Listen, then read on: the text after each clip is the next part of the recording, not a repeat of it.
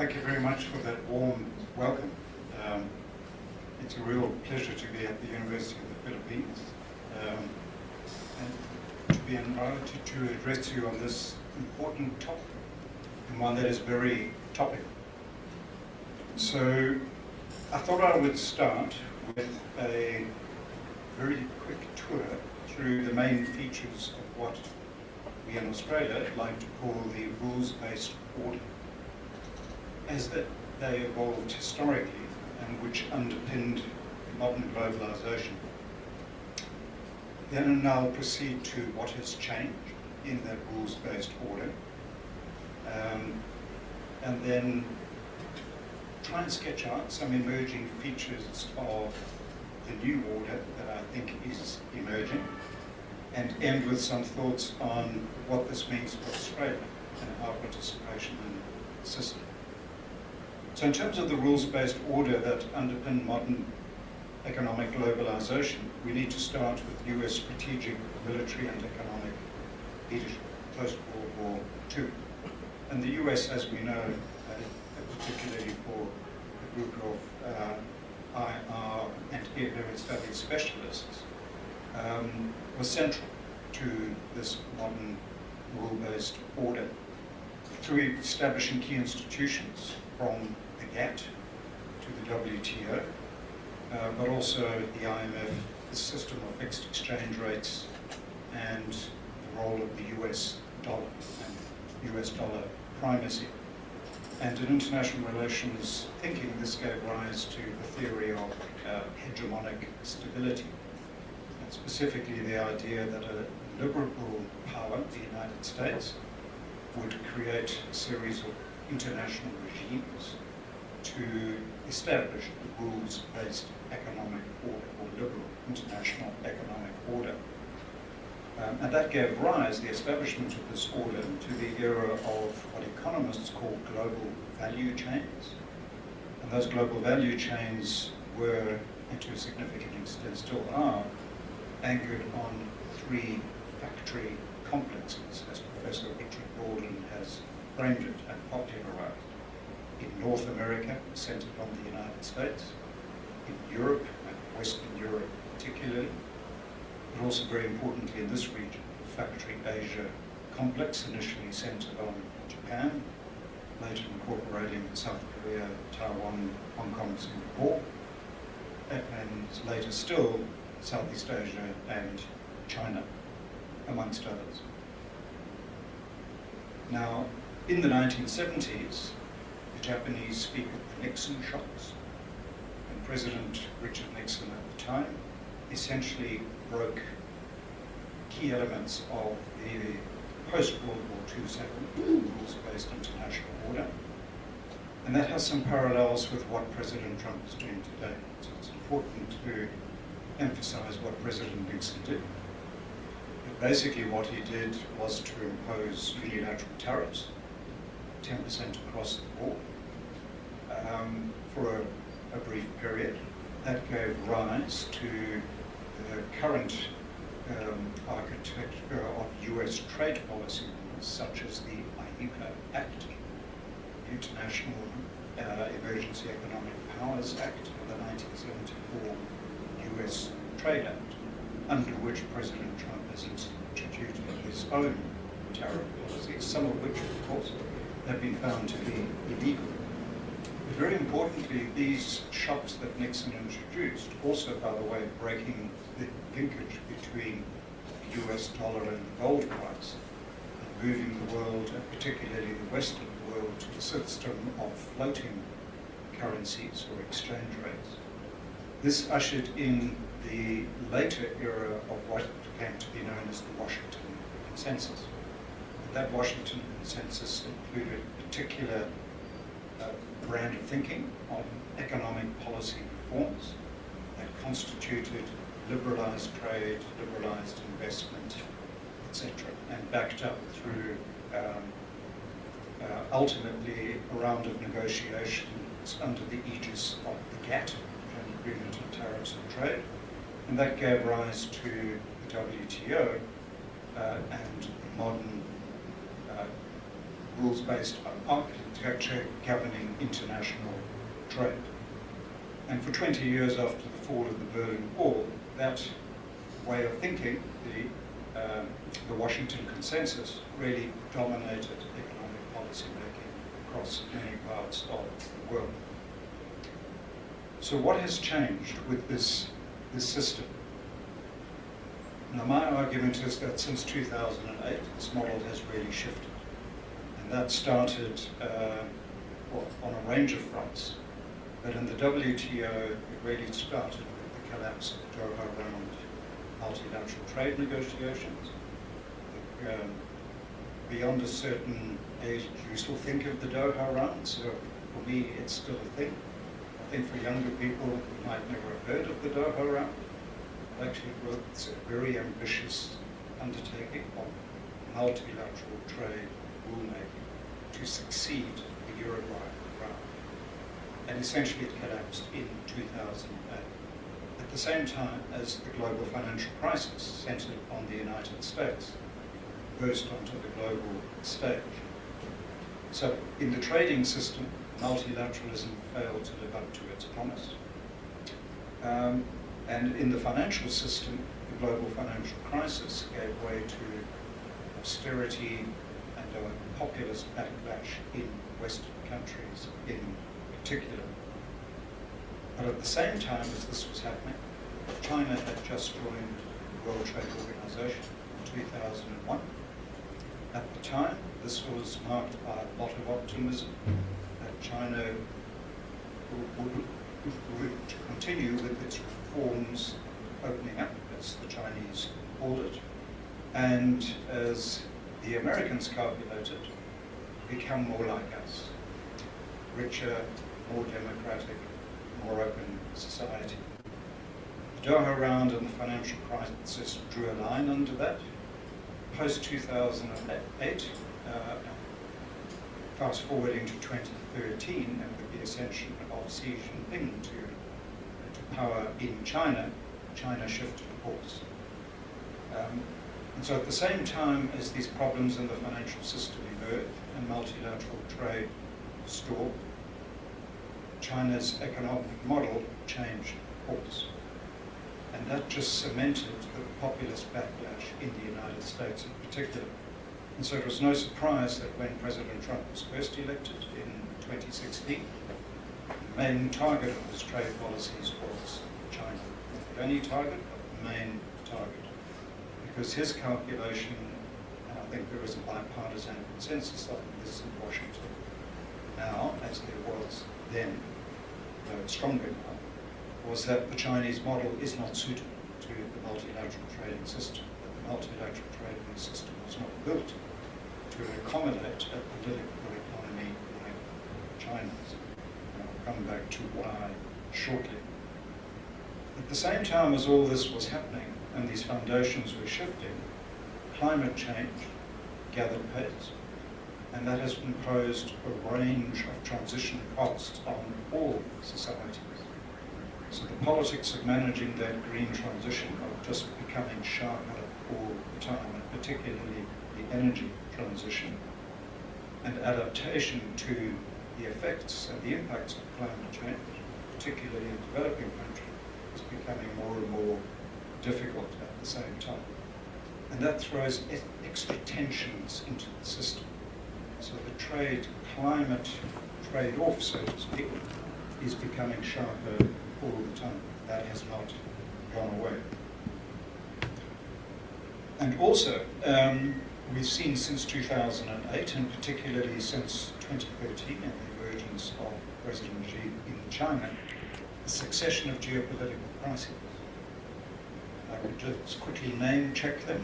So I think President Xi's ascension marks the start of the process because he shifted China's course with a much stronger emphasis on national security and reducing the emphasis on reform and opening up in favour of dual circulation and the China dream, as he has phrased it. And on top of that, we had the election of Donald Trump in the United States, we had Brexit in the United Kingdom, which I would argue was a geopolitical shock, in terms of the existential questions it posed to the Europeans about the future of the European Union project.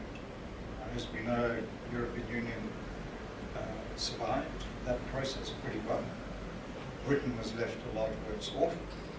That has some parallels with Mr. Trump and what he is doing in the United States. Maybe we can tease out in our conversation. And on top of that, we've also had the Russia-Ukraine war. We've had the Israel, Hamas, and Iran war. Mr. Trump version 2, and of course now the third Gulf War. And potentially, if you've been reading recent media reports, you might see the US invasion of Cuba, because I gather that naval flotilla has not gone away. It's now off the coast of Cuba. There's going to be likely to be more action on the military front. Putting all this together, it's ushered in the age of what two IR scholars called the age of weaponized interdependence.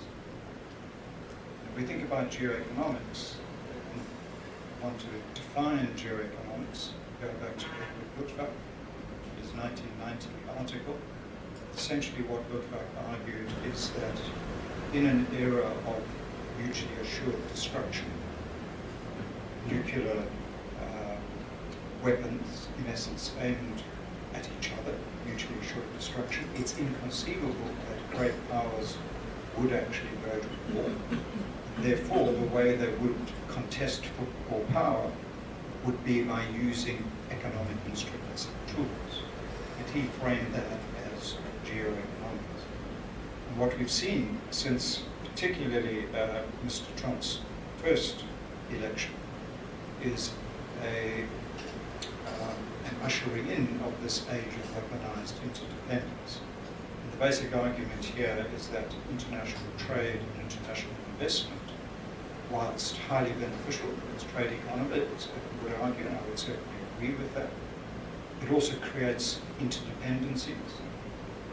And some of those interdependencies create vulnerabilities that can be mobilized by one country or another, and particularly by the great powers. This explains the US-China economic confrontation. It's really a geoeconomic confrontation, and they are firing economic weapons at each other. So this is really the age of geoeconomics. So the rules-based order is increasingly buffeted by these trade, investment, and technology coercion weapons being fired by the major powers. The rest of us as middle powers, including Australia, are caught in the middle. We are collateral damage, to use a military metaphor. So these developments prompted Canadian Prime Minister Mark Carney in his now famous Davos speech this year to talk about a rupture of the international system, which he argues that, well, he's quite skeptical of the old rules-based order. I wouldn't necessarily go along with him in that degree of skepticism. But he argues that that system is, maybe it's not dead, but it certainly has a lot of problems. The reason it has a lot of problems is because the big powers, he didn't name them, but he meant the US and China, have weaponized interdependencies, and he uses that phrase, weaponized interdependence, in his speech. So that very quickly sums up what has changed in the system. What can we discern about the new system moving into view? It's still relatively early days in this transition period. I think international relations scholars would talk about an interregnum period. We are now in the interregnum, very firmly so. An interregnum is an era of power transition, where the old order is dying, but the new order has not yet been born. So we're in the early stages. This goes back to Antonio Gramsci and his political theory. He also said, in his famous works, that in this period of the interregnum, quote, and all sorts of morbid symptoms appear. And so it's difficult to know what the new system will look like. We do have some early indications, so I'll sketch a few. Here I'll draw particularly on a recent and very interesting report by the McKinsey Global Institute. McKinsey is a big American consultancy. They have a very good economics and geopolitics group. And they put out a report back in March, which is a data-driven report. And what they're doing is they're looking at how trade patterns in particular have shifted in 2025 in response to Mr. Trump's reciprocal tariffs regime. You might recall at the time when Mr. Trump was instituting his reciprocal tariffs, trade economists, including me, were warning that this would lead to all sorts of nasty consequences. That international trade would collapse, that US growth would slow down, uptick in US inflation, and so on and so forth. And some of those patterns and signals have emerged, but what is really interesting, and what the McKinsey report traces in some detail, is that this region in particular, Southeast Asia, so factory Asia, has experienced an export boom. So that's really interesting. That's counterintuitive. So this region was really targeted by Mr. Trump's reciprocal tariff. So this begs an explanation for what's going on. And there are a few explanations. Firstly, Mr. Trump's reciprocal tariffs contain, through a very difficult process, some important exemptions. So not all key Asian exports were ultimately tariffed, particularly information technology related exports, semiconductors, semiconductor machinery especially. So that's the first important point. The second important point is that what is driving this export boom is the US economy itself. These exports are primarily still going to the United States. And what's driving it is a US investment boom. And it's US investments into the artificial intelligence sector. That's a whole range of things, from data centers to building out artificial intelligence servers, etc., etc. A range of investments, sucking in imports from this region. It's not a broadly based export boom. It's particularly concentrated in AI-related goods, so semiconductors, parts of components, machineries, data servers, etc. And it's concentrated in 3 or 4 countries in this region, especially Taiwan. Taiwan has been the biggest beneficiary, also Malaysia, Singapore, South Korea. So it's not a broadly based.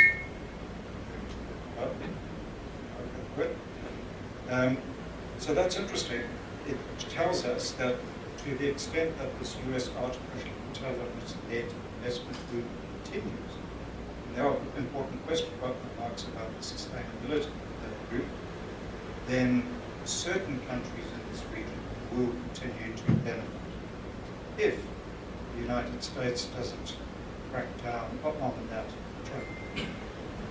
We'll have more clarity once the US has concluded its current Section 301, Section 332 investigation, and we'll get the early indications of that in July this year, so it's just next month. We will find out, I guess. The flip side of this boom is equally interesting, which is the very rapid growth of. If I just thought for you.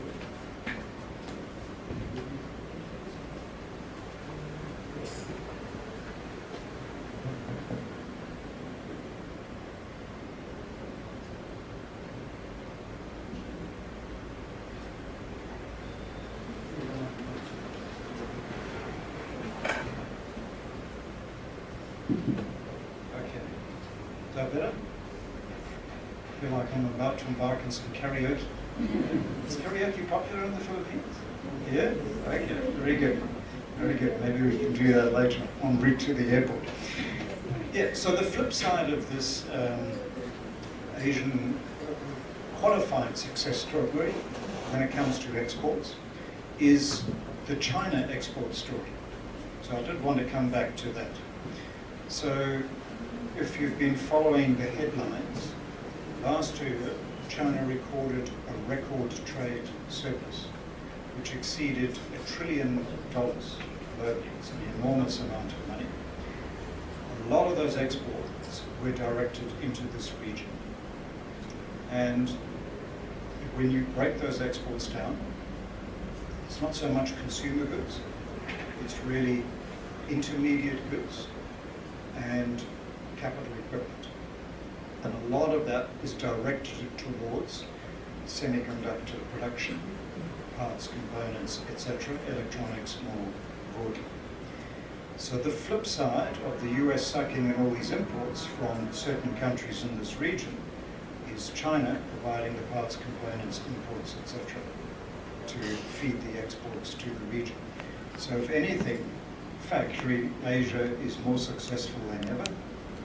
However, the key pillar of US trade policy is to excise or remove Chinese content from strategic value chains, getting back to the geoeconomics framework. So if you think about what President Biden did and President Trump too has consolidated, President Biden framed US geoeconomic strategy as identifying a small yard, so military-related value chains that would go into the small yard, and then around the small yard they would construct a high fence. And the high fence consisted of stringent export controls, inward investment restrictions, technology transfer restrictions, and so forth, and tariffs, of course, likely that Mr. Trump implemented. Now, a core tenet of Mr. Trump's reciprocal tariff policy was we can't just tariff China, because when we tariff China, Chinese companies go to Vietnam, and they just export from Vietnam. Vietnam is one of the recent success stories. And what's happened with Vietnamese exports now is Vietnam is running the third largest bilateral trade surplus with the United States. And why is that? It is driven by Chinese investment into Vietnam, sourcing from China, exporting to the United States. So with these reciprocal tariffs, the calculation in Washington was we put very high tariffs on China, less high tariffs on Southeast Asian countries, but high enough to discourage the Chinese from relocating production into Southeast Asia. It turns out that that didn't work. And this is why I say we need to watch those Section 301 and 232 investigations to see what they're going to come up with. One of the things they are targeting is so-called excess capacity. So what does excess capacity mean? So this goes to the nature of the Chinese economic model. And so we don't have a lot of time, but basically to summarize it, it consists of a highly subsidized system. So subsidies at all levels of the system, particularly central government, but also provinces and cities. And the cities and the provinces are looking to build alternative revenue sources to fund their own programs. The problem they face is that the property boom, which previously funded their own expenditures, is over. The property bubble collapsed in China. They need alternative sources of revenue. So they're investing in industry, and they're following the central government's lead. So wherever the central government subsidizes, every province, every city follows. And what that generates is a massive industrial overcapacity in the Chinese system. This is what the Chinese themselves call involution. Involution, in a phrase, means the Chinese industrial system is eating itself. And how's it doing that? Through declining prices, through price wars in China itself. I reviewed a Chinese company trying to escape this involution or deflation trap that is undoubtedly taking place in China. The best option is to export. And that gets you to excess capacity. So that excess capacity is targeted into the region, no longer into the United States, because the United States has put in place a very high tariff war. Europe, but watch the Europeans. There's a very interesting developments taking place in Europe now. They are going to construct, in the early stages of constructing, their own barriers to China. And it will follow, I think, the same logic as the US approach, which is you can tariff China, you can restrict China, it just shifts into the region, which means this region will be next in the frame in terms of Europe as a market. So that's interesting. It's not a positive message, I'm afraid. The problem with geoeconomics is we are collateral damage. And we just have to prepare ourselves, I think, for that reality. I went off my script, so I'm just going to go back to my notes to see if there's anything else I should say. The problem with face IDs, you have to present your face. Okay, so as a result, by the way, people are talking now about China Shock 2.0. China Shock 1.0 was the first phase, now it's the second phase, it's much more intense. So all of this reinforces everyone's economic security imperatives. So if the US wants to de-risk supply chains from Chinese content, that has implication for countries looking to attract investment from China. So transshipment is the big story there, and how to deal with transshipment. But China is retaliating. And it's retaliating by using its own combination of export controls and threats. So if countries do look to de-risk their supply chains of Chinese content, for sure the Chinese are going to target you. So we are caught between these two big powers. The old Southeast Asian question is, will we be forced to choose? And I think the answer is increasingly yes. Hopefully that won't be in a general sense, as in we choose the US over China, or maybe China over the US, depending on the country, but more in a supply chain by supply chain sense.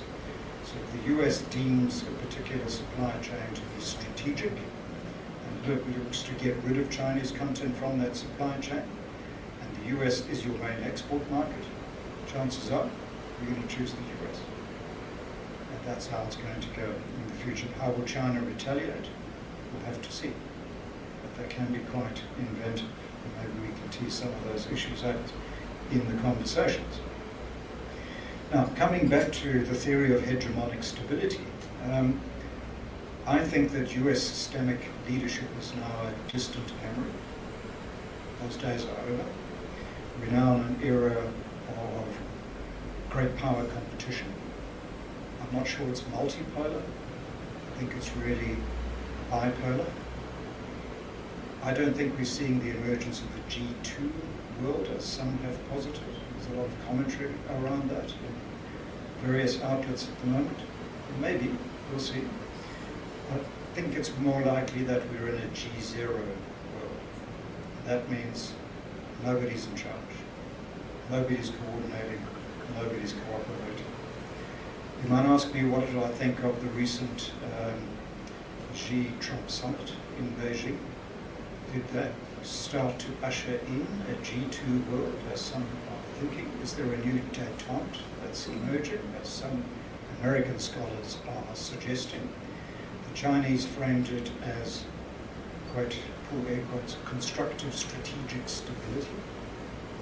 Sounds like a new détente to me. I don't know, is the short answer. But we had a Chinese scholar at our institute this week. When I say Chinese, he's from China, but he's based in Singapore, Professor Henry Young. And his metaphor is a boxing match. And every boxing match is characterized by rounds. And in those rounds, the combatants go back to their corner and they take a time out and they get some refreshment. So he thinks that this summit is one of those rounds. And then they're going to go back into the ring and duke it out again in some form. In the modern context, that means they're going to establish, we think, something like a board of trade, as they have suggested, and a board of investment. And what the board of trade and board of investment will do will be to manage competition between the two countries in key industries, in key sectors, to de-escalate where possible. But where not possible, it will be a boxing match continuing. So that's the most likely future. And in that boxing match, again, we are collateral damage, a sector-by-sector proposition. I would not look to the G7 for leadership. I say this because I've recently co-edited a book on the 50th anniversary of the G7, which is an interesting history. We used to look to the G7 for economic leadership at a global level. Those days are gone, I think. I don't think we're going to find leadership in the G20 either, because the divisions among the great powers are just too stark. So finally, what are Australia's options in all of this? I haven't said much about the green transition, but I would just say, let's not forget it. If anything, the Gulf crisis has really emphasized the need, I think, to double down on that green transition, to make our economies less fossil fuels dependent. So that is an imperative arising from the Gulf crisis, not easy to do clearly. So it needs to be managed sensibly. Again, from an Australian point of view, we have an extensive free trade agreements network, and that is our insurance policy in the event that things really go south.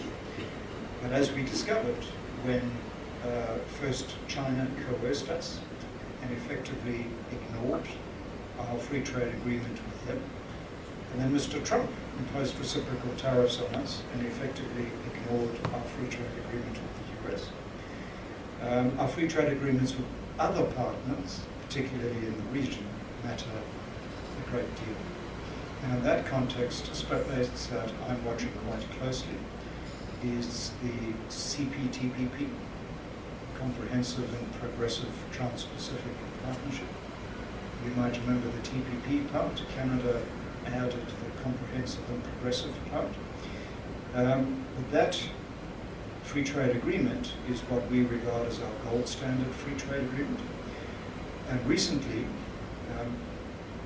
the countries of the CPTPP and the European Union on the one hand, and ASEAN on the other hand, have agreed to establish dialogue processes, so 2 dialogue processes about cooperation and coordination where possible and convergence where possible.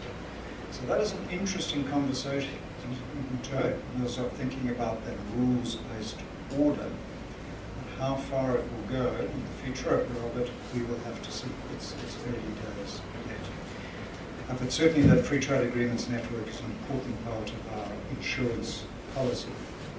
The Australian government is also rolling out a fairly comprehensive economic security approach.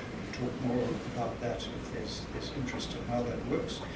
DFAT can answer all your difficult questions because they do this on a daily basis. And in that sense, we are copying certain elements of the Japanese system. Japan really is the pioneer in this regard. So prioritizing economic security considerations in economic and national security policy settings is essential in this world that we're heading into. I would say also, a penultimate point, don't give up on the WTO, despite all its problems. Every free trade agreement that the Philippines, Australia, etc. have signed up to references WTO agreements. So it is still the plumbing that is the basis of the rules-based trading system. But it needs to be reformed, and that's extremely difficult, no doubt. I'll probably end on that point, actually, and let's see questions or comments. So thank you very much for your attention.